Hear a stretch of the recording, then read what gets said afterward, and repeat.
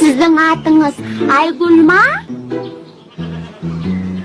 Сіздің атыңыз неге Айгүл?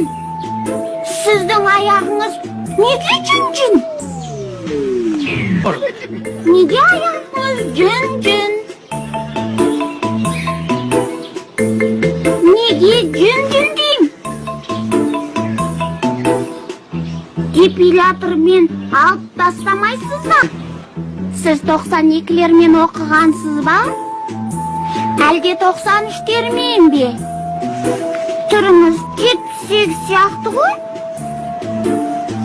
78 сияқтысыз ғой дейм? Әлде 65-сіз бе? Оқығансыз ба? Қойшы, мен оқшын оқымаған